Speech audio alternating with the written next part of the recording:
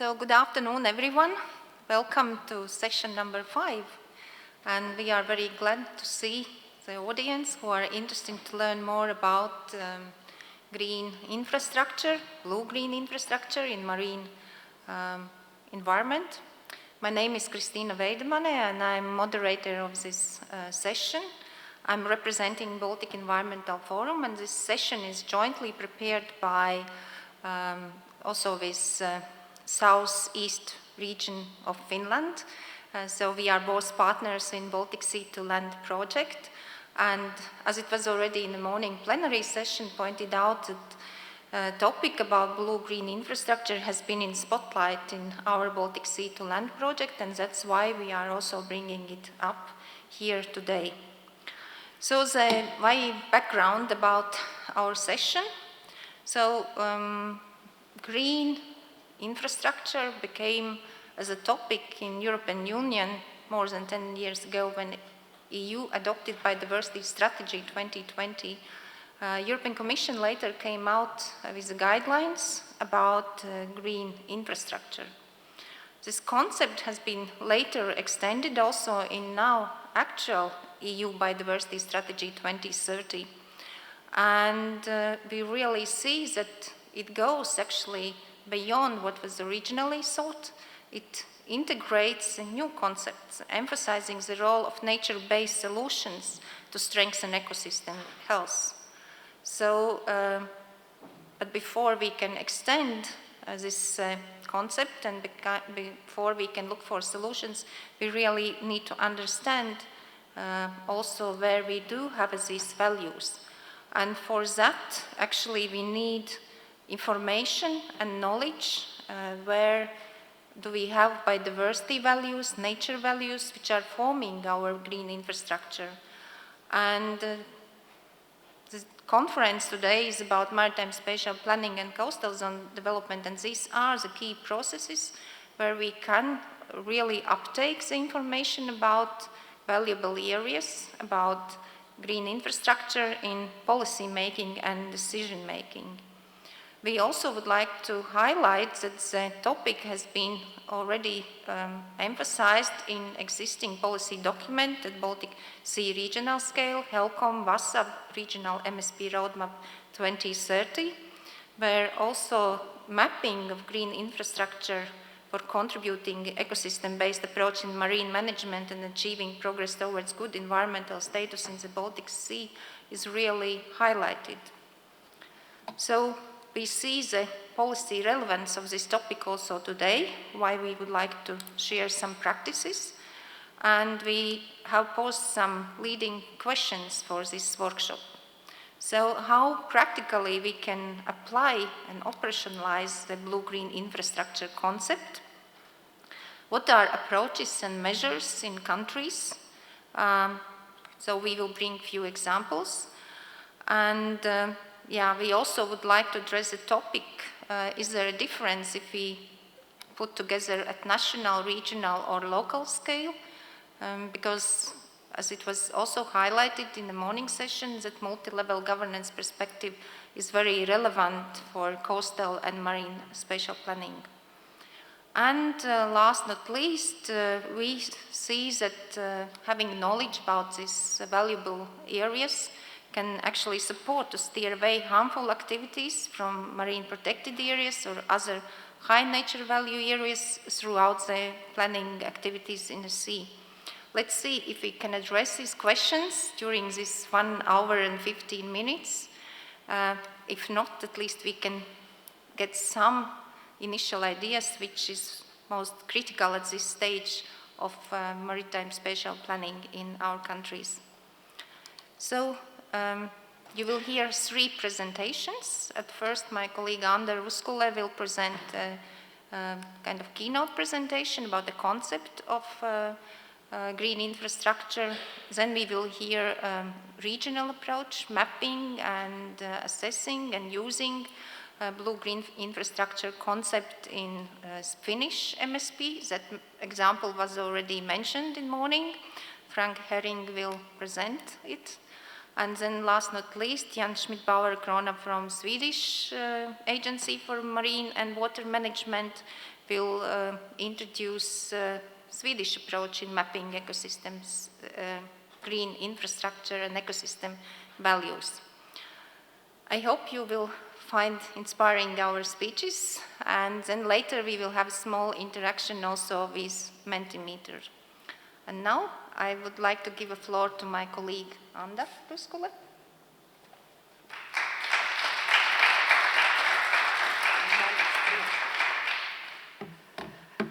Yes, good afternoon, colleagues and friends. I have a pleasure to introduce you to the concept of blue-green infrastructure, marine blue-green infrastructure, and also a little bit how this approach has been applied in the Baltic Sea region.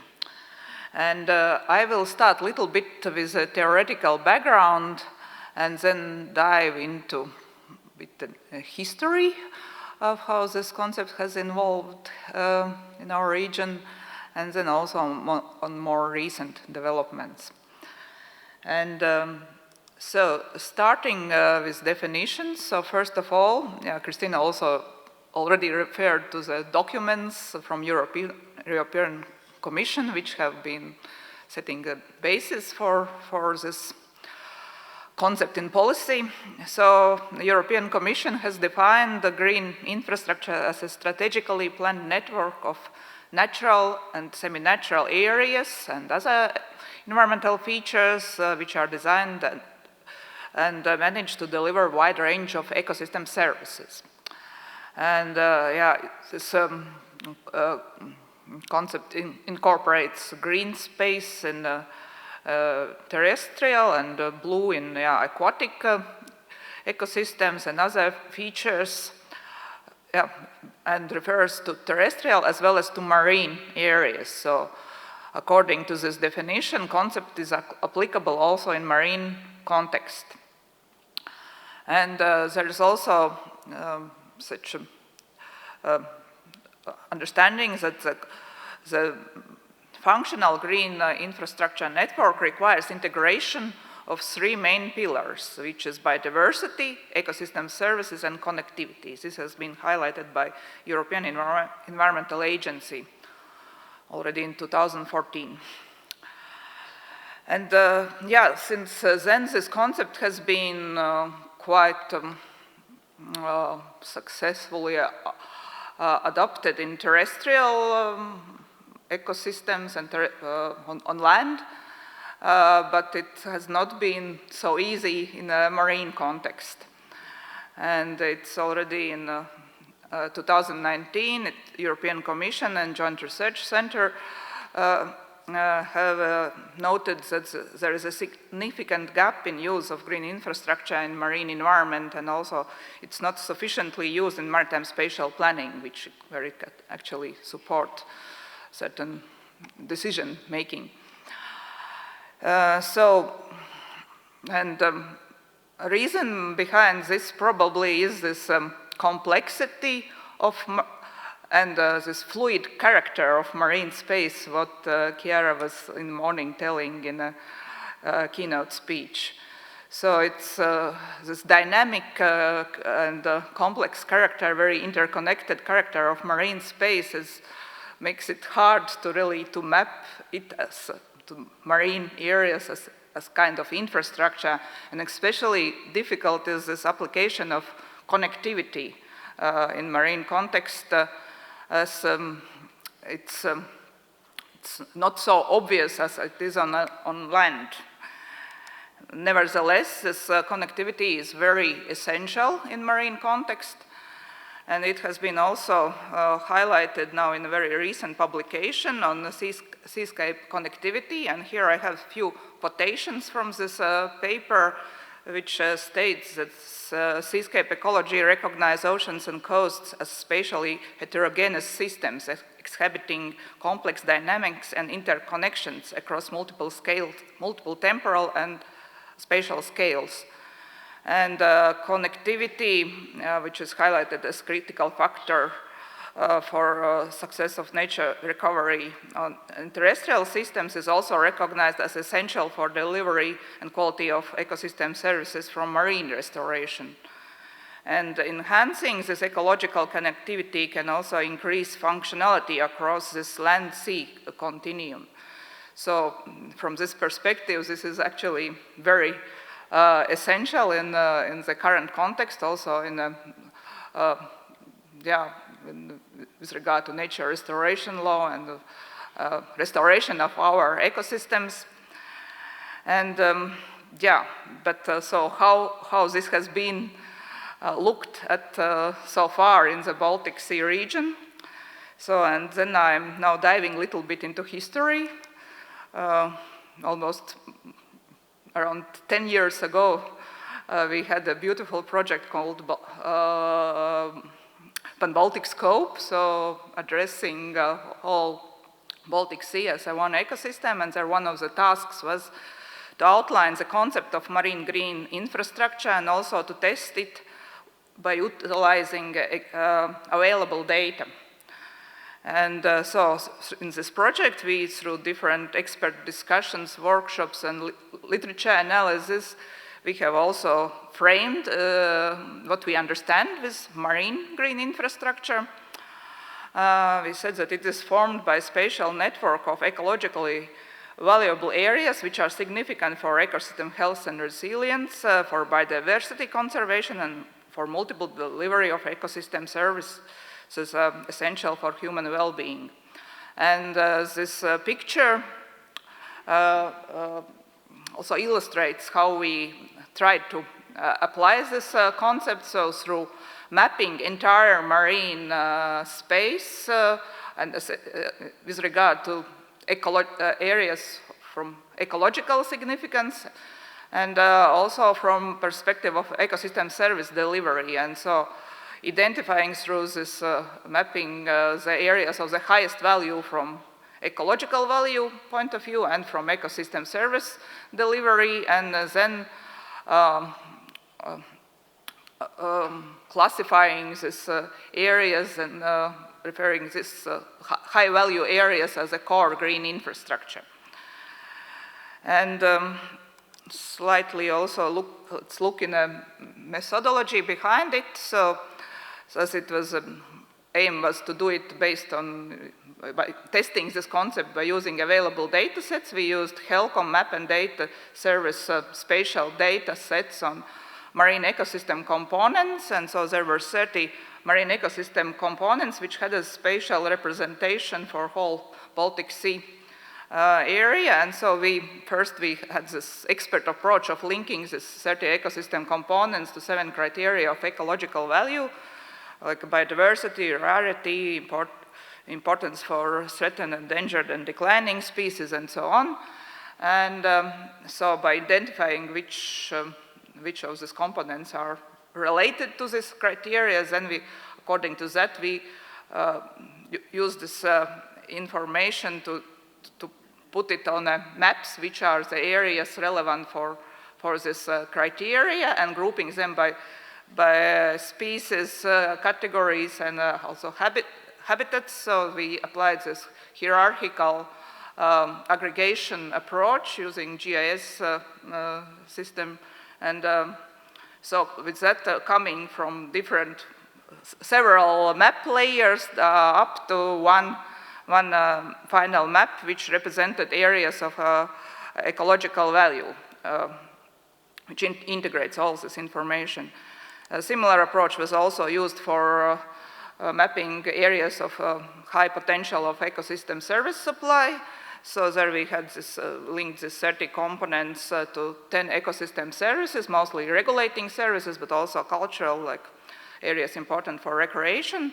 There was also this hierarchical aggregation method applied, little bit different approach, but nevertheless, so we had finally two these main output maps, one on ecological value and the other on ecosystem service delivery, which are quite similar, but still there are some differences.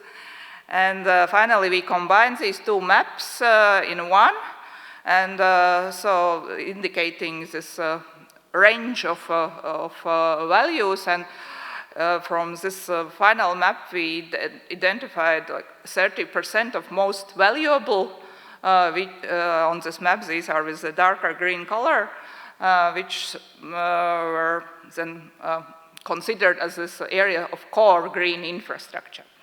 So the most essential for maintaining this marine ecosystem and for delivery of services. So that was finalized in 2019. And yeah, but you see in this approach, this connectivity aspect was not integrated.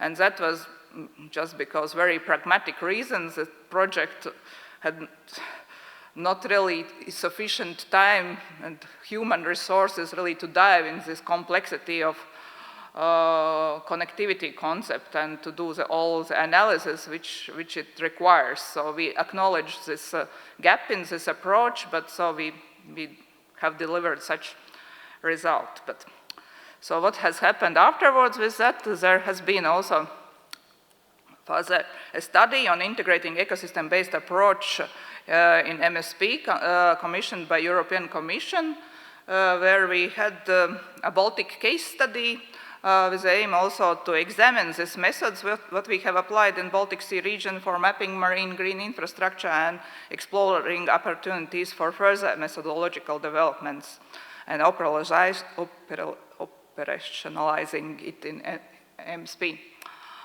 So here, there are also through different analysis and expert meetings, we tried to map all the picture of the complexity, what is of different issues, what are related to mapping of marine green infrastructure.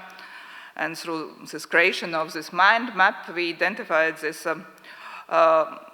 key aspects that should be considered in the marine green infrastructure mapping, so which includes ecosystem condition and connectivity, ecologically valuable areas, ecosystem services, sensitivity assessment, cumulative impact assessment, and climate change impacts.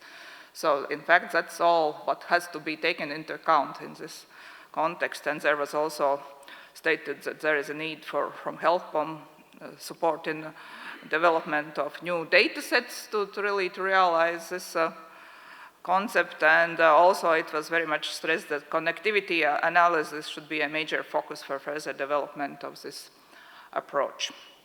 So what has happened since that time? I think not much really directly on promoting or exploring the concept as marine green infrastructure, and also looking in doing some literature search and using these keywords like marine green infrastructure or blue-green infrastructure, you will not find much really relevant information. But nevertheless, it doesn't mean that there has not been developments. Actually, this is all what is necessary for implementation of this concept, that information has been growing, and there are also developments on the entire Baltic Sea.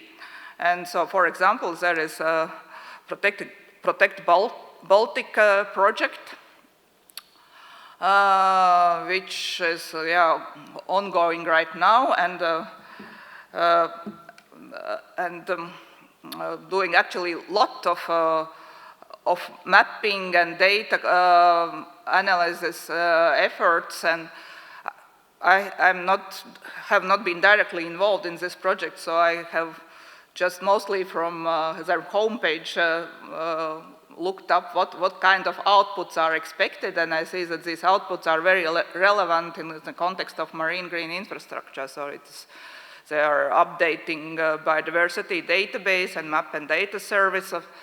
They are doing species distribution modeling and identifying possible biodiversity hotspots. And they are working on also with specific focus on ecosystem service mapping, developing the Baltic Sea ecosystem service cascade model, where they, in addition to traditional components of ecosystem structures, functions, services, and benefits, they integrate the species traits as for better illustrating connection between species and functions. And so there will be also a lot of outputs in relation to ecosystem service supply, flow, and also how resilient are these ecosystem services to the loss of key species. And there are also promised connectivity maps and guidance on ecological coherence assessment, and also maps for optimizing MPA network. So all what we could wish for a proper implementation of marine blue-green infrastructure concept. And besides these developments on Baltic scale, there are also, of course, a lot of things happening on a national level. I have just, for example, one example from Latvia. So actually in very similar way as we were doing in Pan-Baltic scope for compiling this information. So here there is with the help of the special prioritization tool called zonation, there is an attempt to put together different data sets on protected habitats, birds, fish, and ecosystem services, and integrating them in this priority ranking model for identifying areas for extension of our MPA network. So, in some extent also when preparing this session and discussing with colleagues, we have realized that maybe this focus from green infrastructure concept has been now a little bit shifted into the 30 by 30 concept of identifying these valuable areas for protection. So this zonation tool has been actually developed in Finland, and of course it has been also applied in Finland also already in 2018. There is a publication from our colleague Helena and colleagues how this zonation tool was also used for in a very comprehensive way, in comprehensive analysis to identify areas for expansion of Finnish MPA network. But in Finland there has been happening much more actually in relation to blue-green infrastructure from regional level and now to national level, and also showing this interconnection of land sea through green infrastructure, so that we will hear much more in the next presentation. And we will probably also hear from Jan how the things are developing in Sweden. Sweden actually was one of the pioneers of introducing this concept in Baltic Sea region, actually probably behind this our efforts of trying to put it in place. So I don't have a concluding slides because I hope that the real conclusions will be at the end of this session from when looking at a more broader picture. But in just shortly, what I want to mention that there is a lot of information growing, and there is even the concept is not very straightforward applied, but there is a really good potential with all information what we are developing to really enhance it, and maybe also to make it more applicable in marine management. Yeah. Thank you.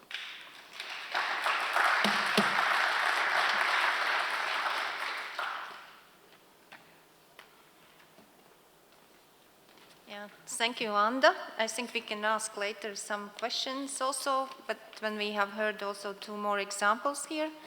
And yeah, now I would like to give the floor to Frank Herring, who will tell about Finnish example. And I'm really curious also to hear about the really practical uptake of this, I would say, quite complicated concept in planning exercise. The floor is yours.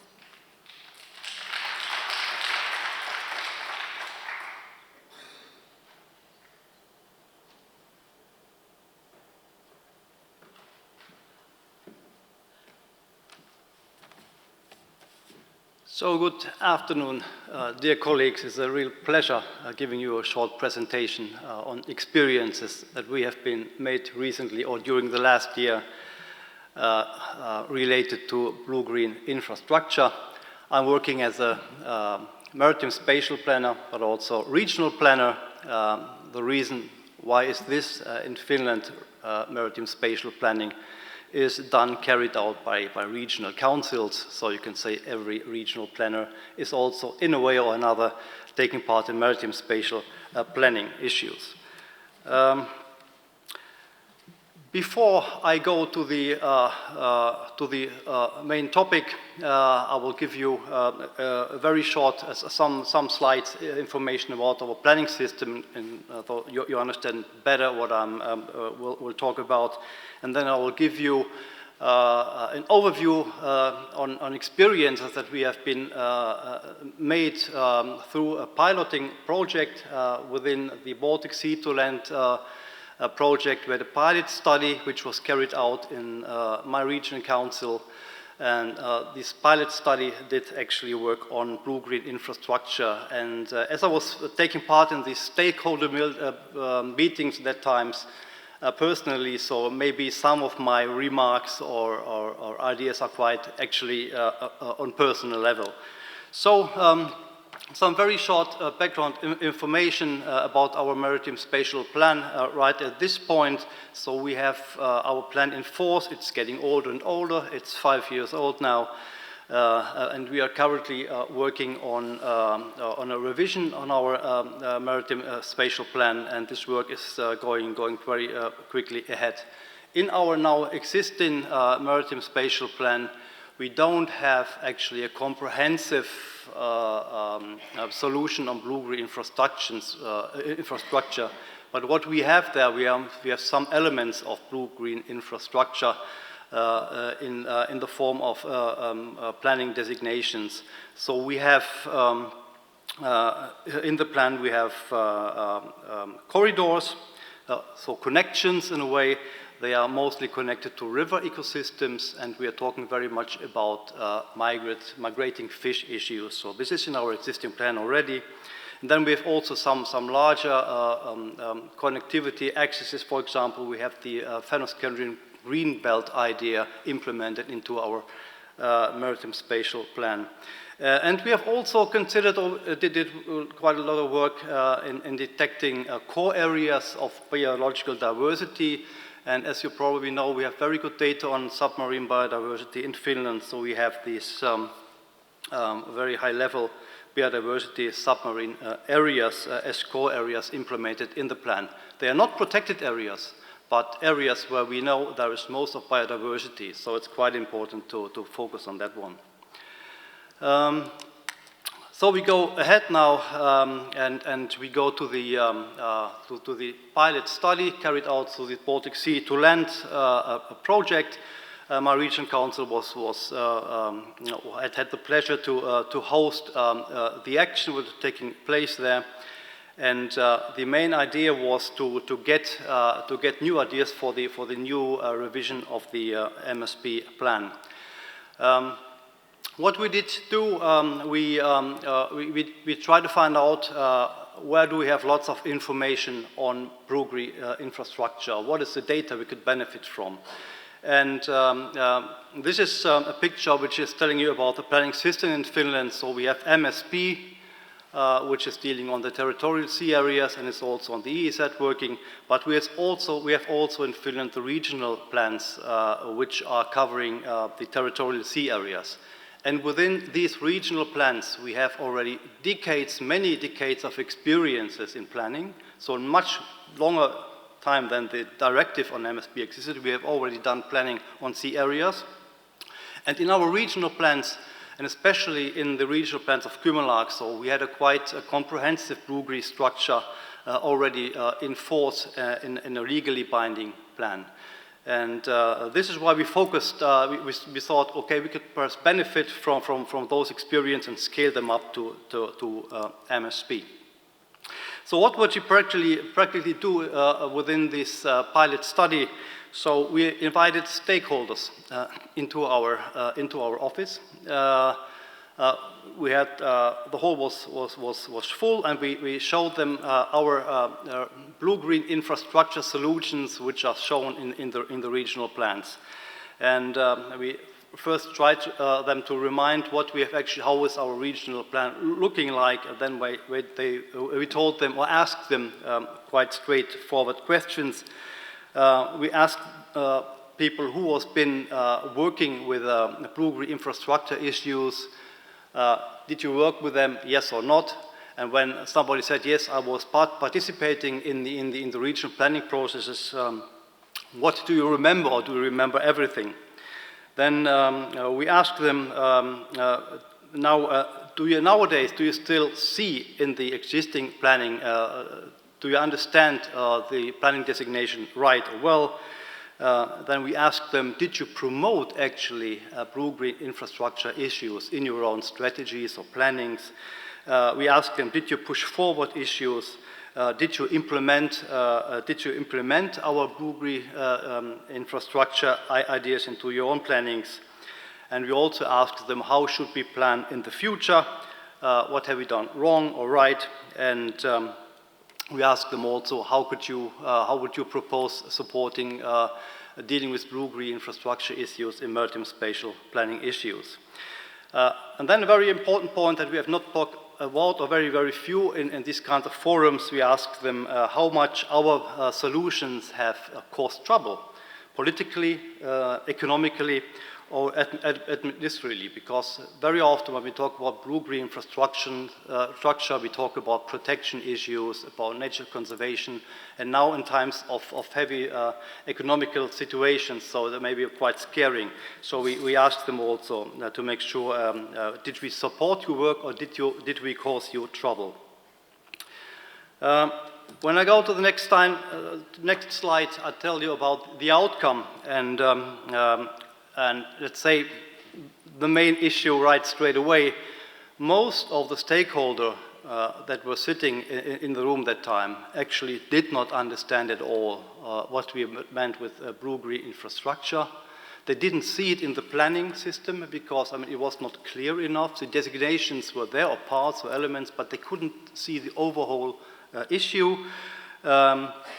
We did recognize that people working in the planning sector, for them it was very clear, but for the other stakeholders, they had very much trouble to understand planning designations, and they also said, how can we actually promote issues when we don't understand them?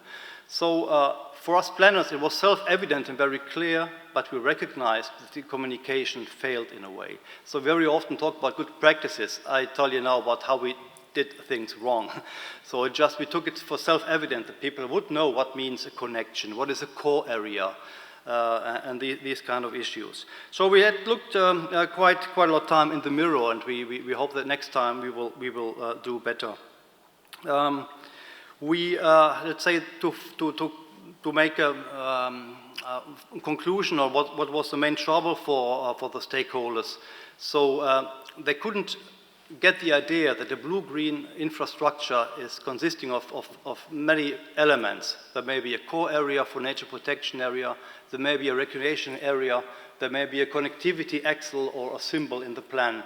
And they only did see the different elements, but not the overall planning solutions. So like they were looking for a blue-green infrastructure highway, showing very clearly there is a connection which is going from here to there, but it's much more complicated. So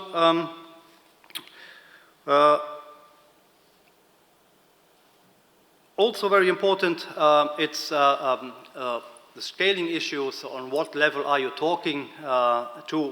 What issues can you actually deal with on a national level? What issues you have to deal with on a more local level? And it showed up that it's quite difficult to make things very clear. There are issues in blue-green infrastructure that are no reasons to deal with on national scale. It make always people confused, and it wouldn't help anyone. So when we go for the challenges now for the next time to come, now when we are doing the revision on the blue-green infrastructure, the first thing we know that we have even more data than before. We have more information on connectivity issues, on core areas, but we will focus on the communication. So we think that there will be no results without decent communications, and we will focus on that one very, very strongly. And we also will ask or discuss on what kind of elements we have to stress on, because we cannot all blue-green infrastructure issues handle with. So we have to make, let's say, a prioritization. And in the first run of MSP, we will focus on migrating fish river systems and into larger corridors and core areas. Now we ask our stakeholders in the future, are there other elements that would be present on the MSP level, and the other elements that we leave to the regional or local planning stage. While we are proceeding right now, we are starting with the drafting of our revised MSP plan, and we have already started with the SEA process and the environmental impact assessment plannings. And we right now have quite a lot of stakeholder interaction work, and where we focus on different alternatives. So through dealing through alternative approaching points, we try to, let's say, start discussion with our stakeholders. What kind of land sea interactions, for example, or corridors we should implement, what kind of species we would focus on, what kind of ecosystem issues we should talk more about. But this is a thing for the future to come. And I will close my session once again in stressing the world, the main output. Don't take anything for self-evident. So you have to really make sure that the people understand what you're talking about. Make sure that you have designation, that you tell them what to do and not. And there was one final aspect which we had taken out. We had some students taking place in our study from the university, Aalto University in Helsinki. And for us, they did quite nice work because they did visualization work. So as a study work, they tried to visualize what does blue-green infrastructure mean in the regional plan of Kymenlaakso. They took photographs, they had little videos, and then they presented it to the stakeholders, and then, people get it into their mind. So taking pictures is quite a big thing, also in planning. Thank you very much.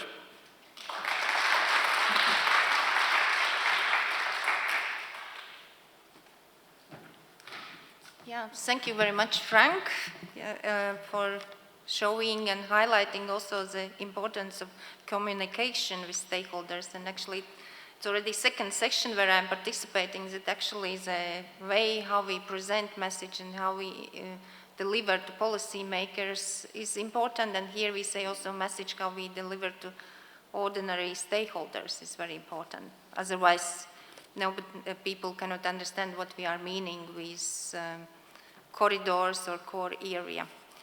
Thank you. Now I will give the floor to Jan Schmidbauer-Krona from Swedish Agency for Water Management. Your experience, yeah? You are also pioneer, as I understood from Anda. Thank you. Very nice to be a pioneer.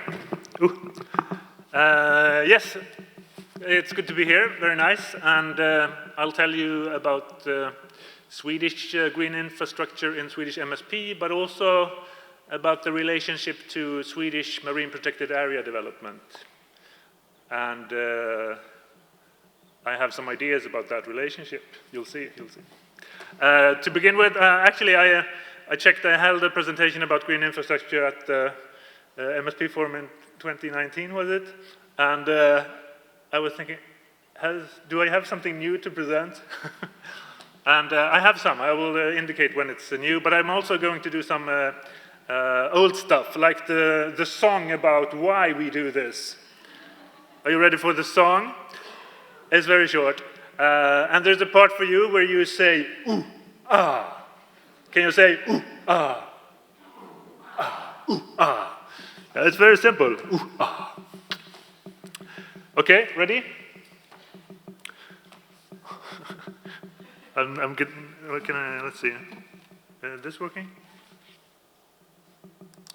Without green infrastructure, we won't be fed. Without green infrastructure, the world would be dead. Without green infrastructure, ooh, ah. Without green infrastructure, ooh, ah. Without green infrastructure, the lights would turn red. Without green infrastructure, I might stay in bed. Without green infrastructure, ooh, ah. Without green infrastructure, ooh, ah.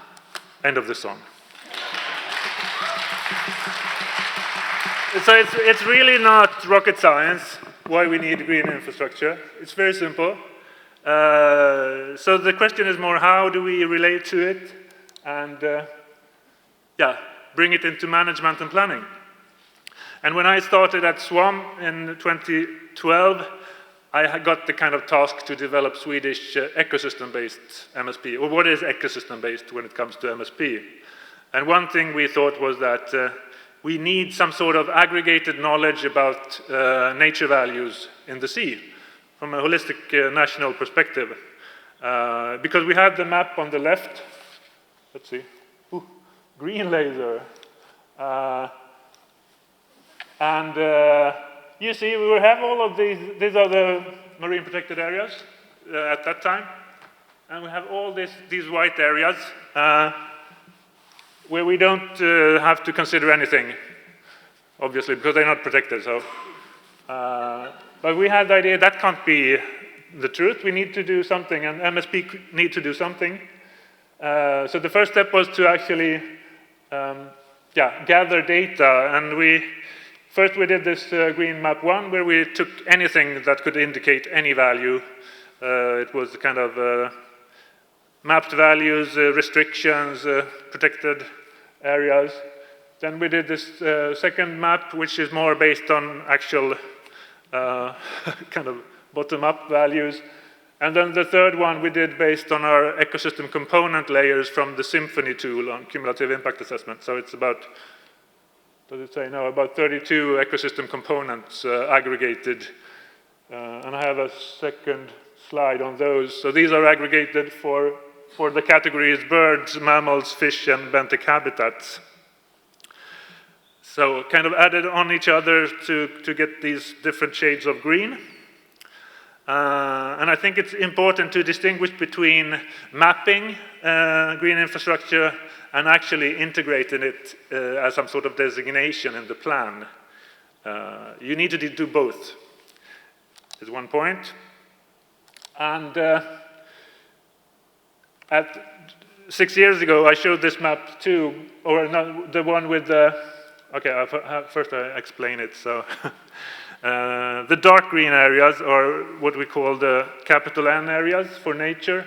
They are kind of designation for use in the sea, and they are based on marine protected areas or what we have in Sweden is kind of national interest areas for environment or nature. So they become this dark green, and the Swedish MSP, it's more kind of reflects, it doesn't develop these areas, as I'll explain soon. But what we added is these small N areas, and also for nature, but they are more kind of coexistence areas where other uses are possible, but they have to take particular consideration to the high nature values of those areas. So it's kind of an indication that there is something here which you have to consider in your planning or in your project. The kind of medium green color was the small N areas which we proposed to government in 2019. And which they actually adopted in the current Swedish MSP in 2022. So these are kind of decided. The lightest green areas are new proposed small N areas, which have been developed together with the regional county administrative boards and also the Environmental Protection Agency.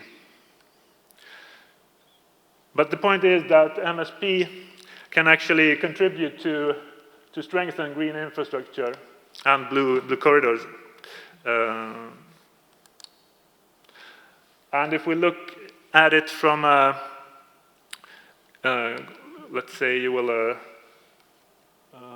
more international perspective, you can see the map on the left where we have all the darker green and the lighter green areas, and they correspond quite well with the, these are the EBSAS areas for the Baltic Sea. And it looked also quite similar to the climate change slide from Frank. Okay, now we're moving into the MPA part. And actually, when we did the first round of MSP, MPAs were developed mainly at the regional level by the county administrative board. So this framework from the national perspective wasn't there. But now we have it, and the idea is to actually have a more coordinated, holistic approach to development of marine protected areas in Sweden. So there's a lot of ingredients. We have the concepts and the components, theory of change, guiding principles, which form a framework, and then we have these three regional areas, which are actually the MSP plan areas, so they correspond. And then at the regional level, there are regional plans for MPA development, and a dashboard with an evidence base. So this is the idea, to have this national framework, and then we have three regions, and with them there are a number of different counties who develop the actual MPAs. So that this is the kind of the system view of it. And to summarize, we have these parallel procedures for MPA development and MSP in Sweden. And for MPAs, we have, as I said, this guidance from national level, while still the county, the regional administrative boards have a quite strong position. And the proposals are then up to government for decision making. When it comes to MSP, we have government or SWAM initiating a revision. And then we have SWAM, the national level, carrying out the planning process and preparing draft MSP for government. If we look into the commonalities, so what's similar and what's perhaps different, we have the involvement of the regional county administrative boards, länsstyrelserna,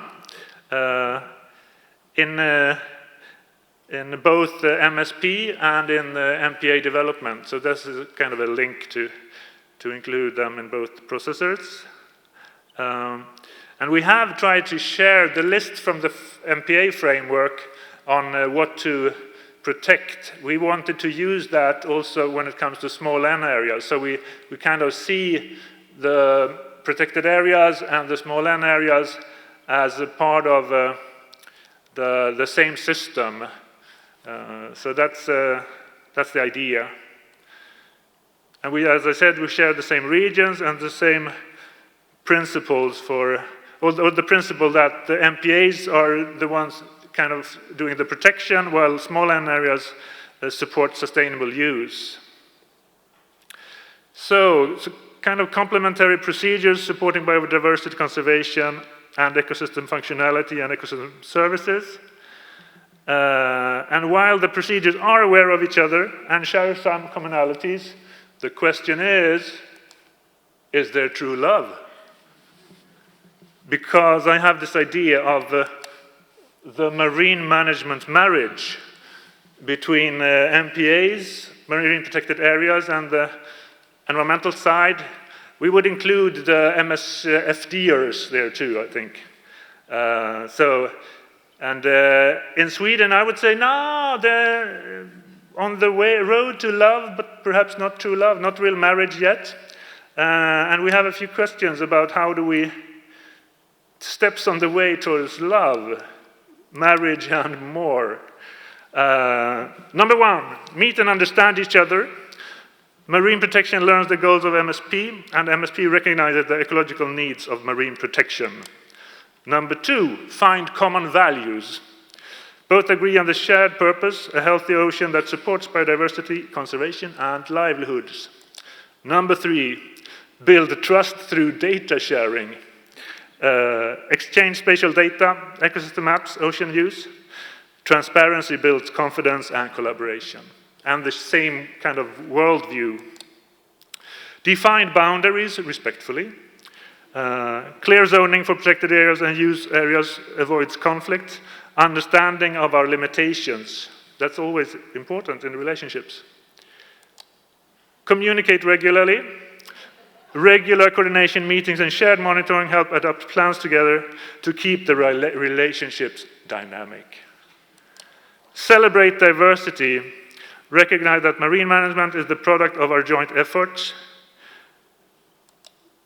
Integrate families, stakeholders.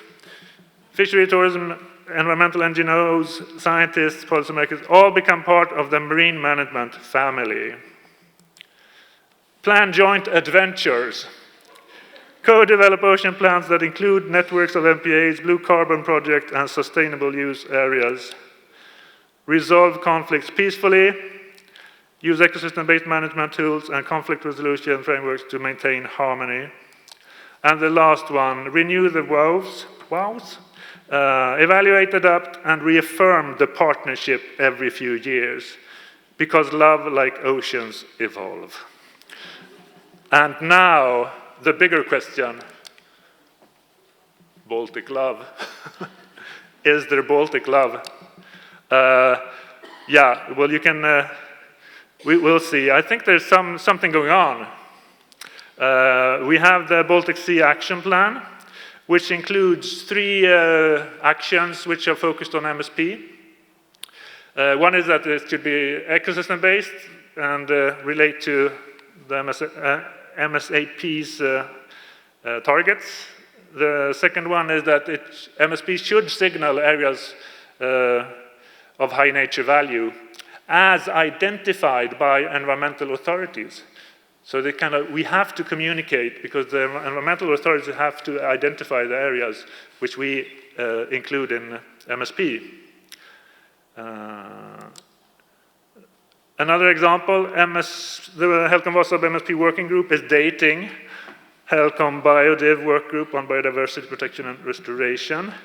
And there's a discussion, how can they meet again?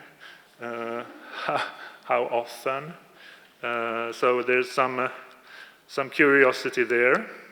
We also have the Protect Baltic project, which was mentioned already, which I would say develops a lot of knowledge which is very relevant for MSP, but it hasn't really been developed with that in mind, my view. But as a lot of mapping of environmental values, as well as the ecosystem services and climate refuge as well, is very relevant for MSP. So we could discuss that together. Finally, HELCOM Hollas 4 is on the way, and it also has a lot of potential for being some sort of linkage between us, the MSPers and the MPAers, to develop this potential marriage and more. Thank you.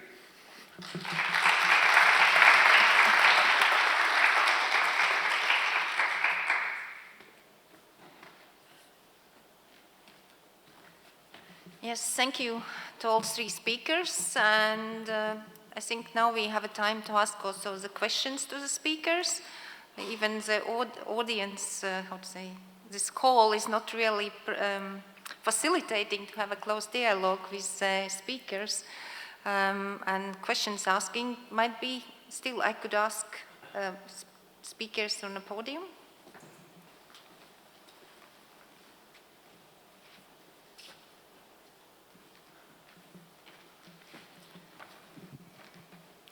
So, yes, there is a chance to ask some questions from audience, as well as here in plenary, here in panel. And I would like to start the first question, asking Frank and Jan about really the application in MSP, because we are today in 5th MSP forum. And really, do you see that this information, what is generated, updated, do you see that it really can guide away harmful activities from the most valuable areas? Do you see it in planning process? Yeah, I forgot to mention, because we actually, I think even before the government adopted the proposed small N areas in our national MSP, we saw that offshore wind companies, they were considering that they were proposed small N areas. So they were kind of avoiding them if they could.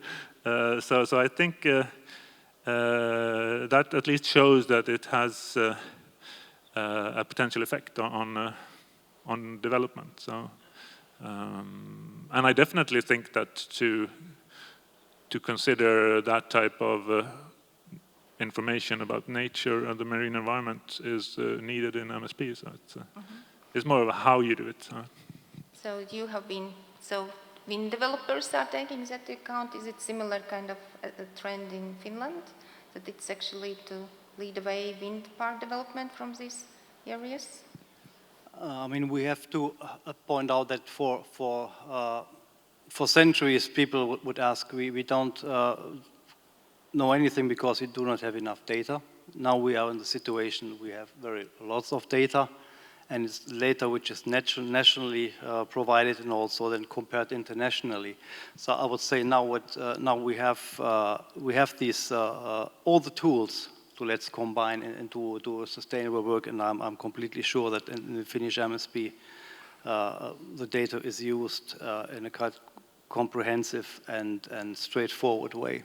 So I think there are lots of tools and things are going in a very good way compared to, let's say, 10 years ago, where everybody would always say, okay, we have a good idea about issues, but we don't have the data.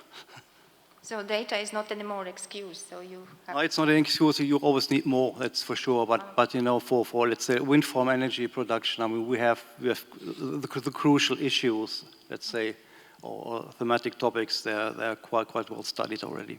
Okay, Jan. Yeah, I forgot to mention. I promised Philip to mention the German-Swedish bird corridor, which was kind of highlighted in the German MSP, that there's a corridor from northern Germany for birds up to southern Sweden, and that we in the Swedish proposal are kind of connecting them, so they are the small N areas linked to, so the birds can fly all the way to Sweden, of course. It's important for us.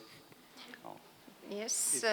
Allow me to. Yes, and then I will ask to switch on Menti, because I want also to engage people. Yeah. One short comment, because I don't want that anybody gets angry, because I mean there's lots of data needed which is collected that are related to cumulative effects. So if we have these wind farms everywhere, so these kind of issues are emerging. But let's say the basic knowledge is quite in a good way. Yes, we have few minutes to engage with you, and we would like to ask you if you could take your phones, and or if you are in laptop, also to use the laptop and go to menti.com, and yeah, you need to insert code, so it's not QR code, so just a little bit more, two more steps to do. So twice you need to enter PIN codes, like, so the code for this is 8551 6376, and yeah, so we started to discuss about if the information which is collected for presenting valuable areas, blue-green infrastructure, if this is sufficient to guide away harmful activities. And this is, as Jan mentioned, this is one of the actions which is also listed in Baltic Sea Action Plan, that MSP is a tool to guide the way, and if this information is also operationalized in planning steps, how do you, so you see it can work? Yes, and if I have an example from a Swedish MSP is that we're looking a lot on kind of offshore wind in relation to fishery, in relation to environment. So there's some sort of three-dimensional equation where offshore wind can actually, in some places, make fishery not possible while still making, well, less pressure on the marine benthic environment, at least from bottom trawling. So how do you get that right to still have areas for fishing while still have the best good areas for offshore wind and nature protection? So I think it's MSP is a tool to try to do these more complex, not only protection, but how do we actually manage the marine areas in a sustainable way, discussions. Yes, so there are some already answers are coming in to Mende's question, and actually might be, this is a question to Anda, if you can comment when you are studying literature and investigating about application of green infrastructure, do you see that there is a need to define some more stricter legal status for these areas which are classified under green infrastructure, and that, yeah, that it's not just kind of guidance, but more stricter protection regime needed? I think this valuable areas, they are qualifying for those which are considered now under this 30% by 2030 target. So, and they can be classified as this other area-based conservation measures, which even if it is not designated for protection of certain species or habitats, but it has a certain value, for example, for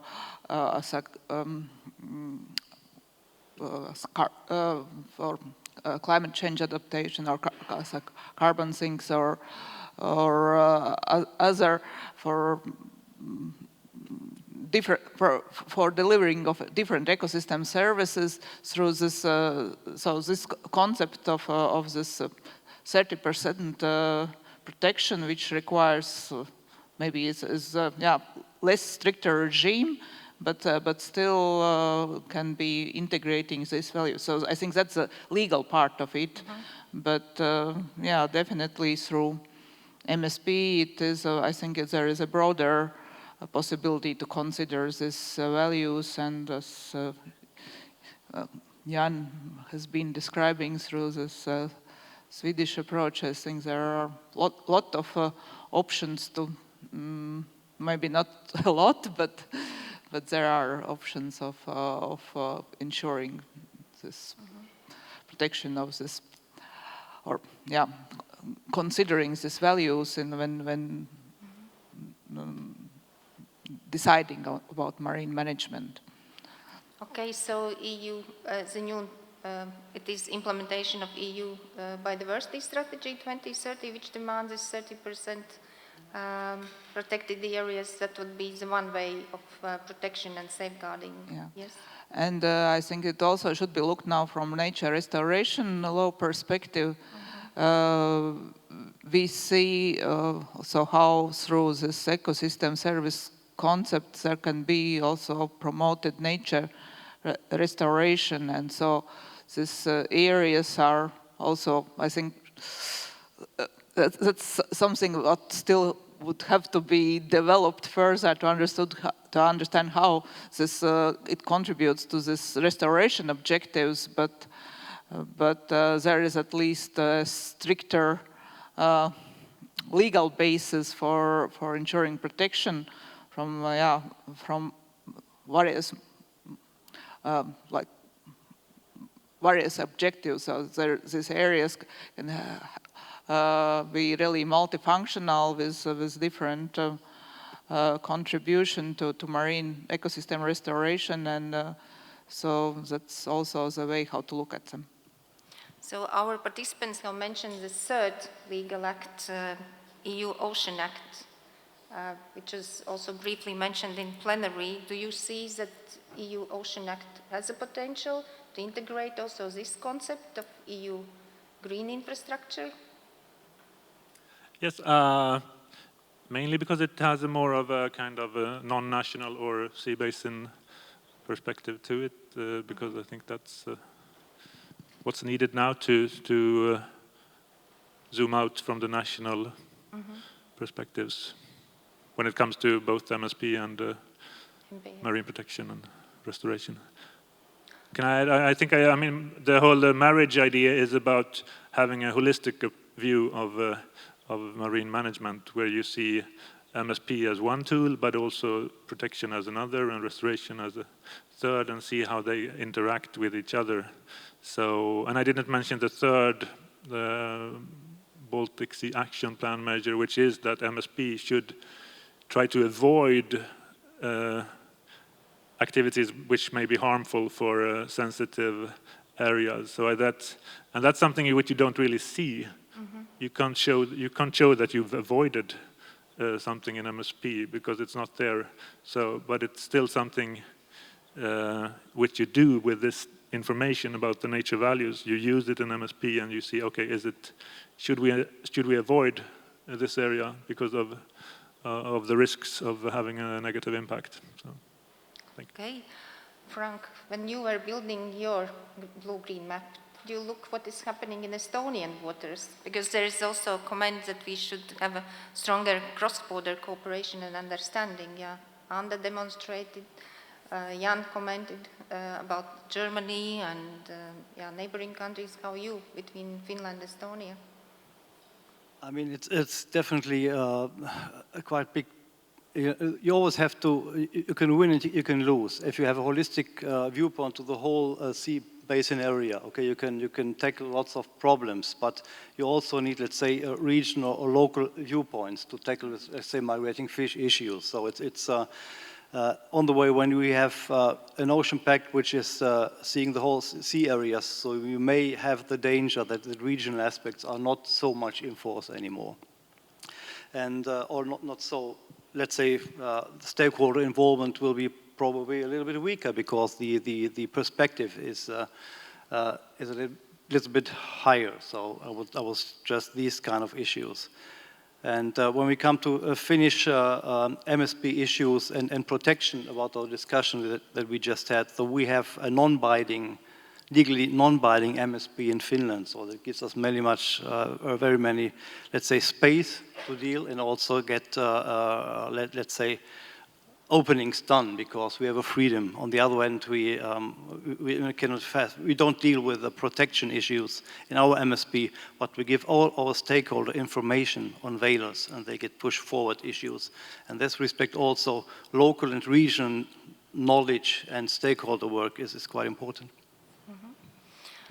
Okay, so here is one of proposals that we should translate these values also in economic benefits. What are your perspectives when you are discussing? Because on blue infrastructure, we look at large-scale corridors, large scale of areas. They take rather significant space. Can we really value them in economic terms as it has been proposed? I'll perhaps start with one point. People are very much scared when we talk with our politicians about connectivity issues and blue-green infrastructure. So in general, they don't like the idea. So we have to be very, very carefully when dealing with these issues because we are living in an economic crisis and it's for us to get things shown in the plan. It's quite important to listen carefully what the economy side said because our plan are getting we make the decision in the regional councils on the plan, and so we have also the duty or the task to be economically sustainable in that way, so it's not so easy. So you present also figures, economic values about nature areas. Do I understand correctly? No, but let's say we are not in charge of protecting areas. Our task in MSP is to give all the information, and then the detailed planning is going ahead and forward. Maybe I can share my opinion about that. I think when talking about economic valuation, then it makes sense when you look really more specifically on certain more unpacking the concept and looking on ecosystem service perspective, and also specifically on certain services in relation to certain beneficiaries, and for anyways, this study should, when you carry out such study, it should be related to certain decision-making context and purpose. I don't really believe in this approach of total economic value, and especially if we want to add it to like a whole green infrastructure concept, because you never can really have real total value. It depends on what you just put in this equation.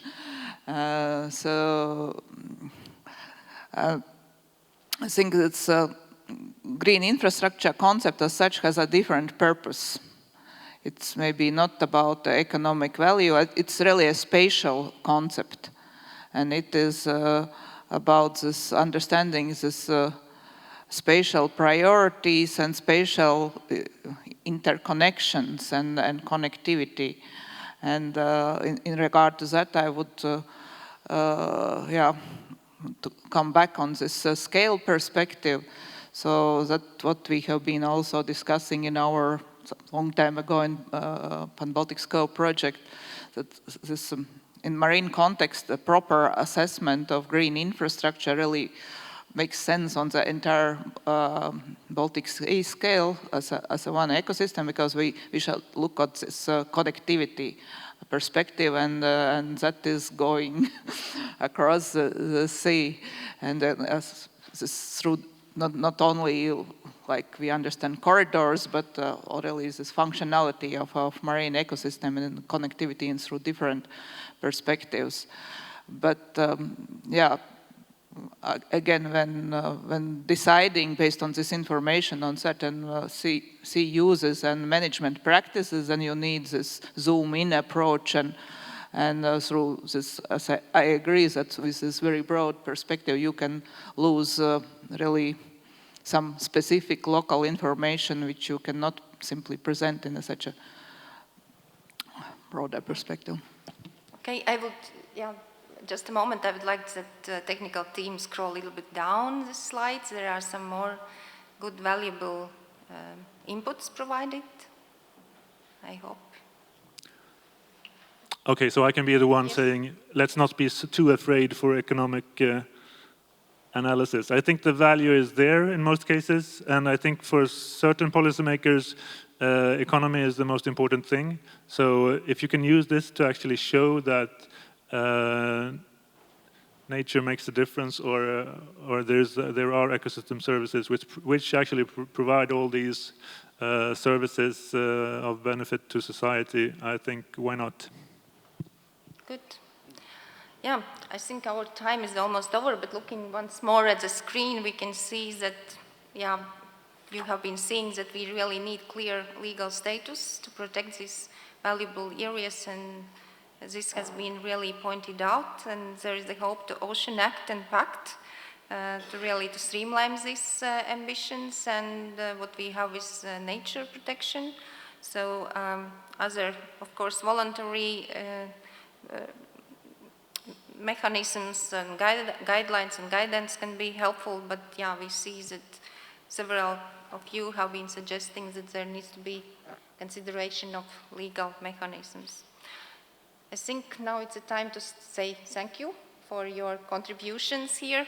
It hasn't been very easy in this big audience, I must admit, but now I would like to say thank you for speakers, and here is small gratitude help for you.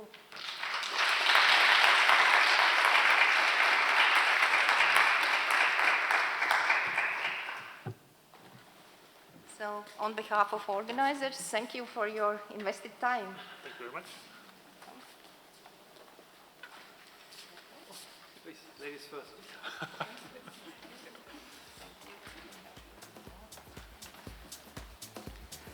And it's 5 o'clock and according agenda, so you have a time still to explore exposition and to mingling, and we meet at 6 o'clock at reception.